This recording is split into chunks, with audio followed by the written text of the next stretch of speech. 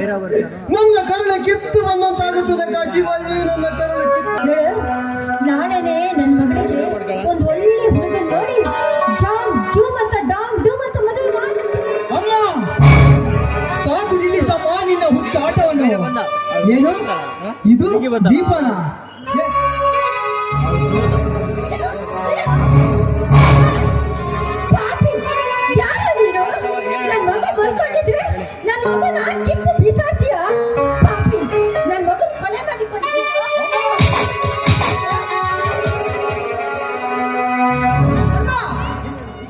ಹುಚ್ಚ ಹಿಡಿದ ಎತ್ತ ತಾಯಿ ಮೇಲೆ ಕೈ ಮಾಡುತ್ತೀನಿಲ್ಲ.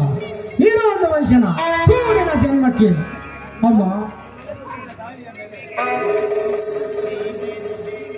ಯಾಕಮ್ಮ ನಾ ಎತ್ತ ಮಗ ನಿನ್ನ ಮೇಲೆ ಕೈ ಮಾಡಿದ್ದೇನೆಂದು ಇಲ್ಲಮ್ಮ ಇಲ್ಲ. ನಿನ್ನನ್ನು ನೋಡಿಕೊಂಡು ಹೋಗ ಈ ನನ್ನ ಮಗ ಇನ್ನೂ ಬದುಕಿದ್ದೀರಮ್ಮ, ಇನ್ನೂ ಇದನ್ನು ತಪ್ಪನ್ನು ಹೊರವನ್ನು ಬಿಟ್ಟು ಅದೇ ರೀತಿ ನೀನು ಹುಚ್ಚರಂತೆ ವರ್ತನೆ ಮಾಡ್ತಿದ್ದೀಯಲ್ಲ. ಮಾತುಗಳನ್ನು ಎತ್ತ ತಂದೆ ತಾಯಿ ಮೇಲೆ ಕೈ ಮಾಡುತ್ತೀವಲ್ಲ.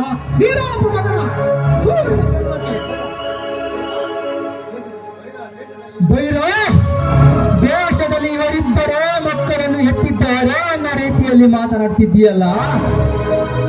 ಈ ಹೊರಗಿನ ಪ್ರಪಂಚಕ್ಕೆ ಒಂದು ಹುಚ್ಚು ಹಿಡಿದ ತಾಯಿ ನನ್ನ ಜೊತೆ ಇದೆ ಎಂದು ಗೊತ್ತಾದರೆ ಆಗೋದು ನನ್ನದು ಹೊರತು ಹೋಗಿರಬಲ್ಲೆ.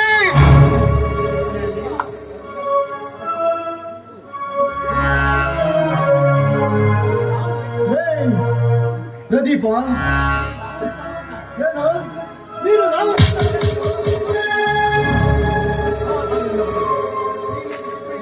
ಈ ರೀತಿ ಚಿತ್ರ ಹಿಂಸೆ ಕೊಡುವುದರ ಬದಲು ನಮ್ಮಿಬ್ಬರಿಗೆ ಒಂದು ತೊಟ್ಟು ವಿಷವನ್ನಾದರೂ ಕೊಟ್ಟು ಬಿಡು.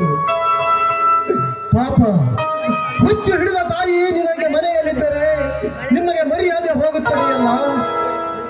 ಬೇಷ್ ಮಗ ಬೇಷ್. ನಿನ್ನಂತ ಮಗನಿಗೆ ಜನ್ಮವನ್ನು ಕೊಟ್ಟ ಈ ಮಾತಾಯಿಗೆ ಒಳ್ಳೆ ಬಹುಮಾನವನ್ನೇ ಕೊಟ್ಟು ಬಿಟ್ಟೆ. ದೊಡ್ಡ ಮಗ ಎಂದು ನಿನ್ನನ್ನು ಸಿಟಿಯಲ್ಲಿಟ್ಟು ಓದಿಸಿ ಕನಸು ಕಟ್ಟಿರುವ ಈ ತಾಯಿಗೆ ತಕ್ಕ ಉತ್ತರವನ್ನೇ ಕೊಟ್ಟು ಬಿಟ್ಟೆ ಮಗ, ತಕ್ಕ ಉತ್ತರವನ್ನೇ ಕೊಟ್ಟು ಬಿಟ್ಟೆ. ಸಾಕು ಮಗ ಸಾಕು. ಈ ಭೂಮಿಯ ಮೇಲೆ ಯಾವ ತಾಯಿಗೂ ನಿನ್ನಂತ ಮಕ್ಕಳು ಹುಟ್ಟುವುದು ಬೇಡ.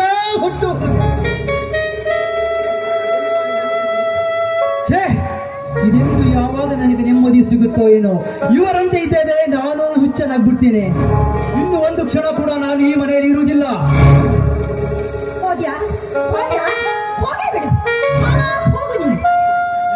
ಕಾಶಿಬಾಯಿ ನಿಧಾನವಾಗಮ್ಮ, ನಿನ್ನನ್ನು ಆಸ್ಪತ್ರೆಗೆ ಕರೆದುಕೊಂಡು ಹೋಗುತ್ತೇನೆ.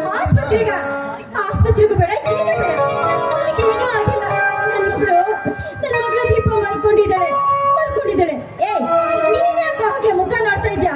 ಹೋಗೋ ಜೊತೆ ನೀನು ಹೊರಟು ಹೋಗ್ಬಿಡು. ನಡಿಯಪ್ಪ, ನಾನು ನಿಮ್ಮ ಜೊತೆ ಆಸ್ಪತ್ರೆಗೆ ಬರ್ತೇನೆ. ಇಲ್ಲ, ನೀನು ಬರುವುದು ಬೇಡಪ್ಪ. ನಾನೇ ಕರೆದುಕೊಂಡು ಹೋಗಿ ಅಲ್ಲಿ ಆಸ್ಪತ್ರೆಯಲ್ಲಿ ಏನು ಹೇಳುತ್ತಾರೋ ಕೇಳಿಕೊಂಡು ಬರ್ತೇನೆ. ನಾಳೆ ಯಾವುದಾದರೂ ದೊಡ್ಡ ಆಸ್ಪತ್ರೆಗೆ ಕರೆದುಕೊಂಡು ಹೋಗೋಣ. ಸರಿನಪ್ಪ, ನೀನು ಬೇಜಾರಾಗಬೇಡ.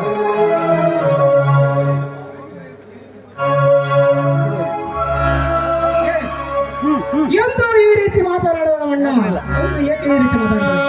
ಅವನ ಮಾತಾಡುವ ಶೈಲಿ ನೋಡಿದ್ರೆ ಇದರಲ್ಲಿ ಏನೋ ತಪ್ಪು ಇದೆ. ಇದರಲ್ಲಿ ಬಲವಾದ ಏನೋ ಕಾರಣವಿದೆ.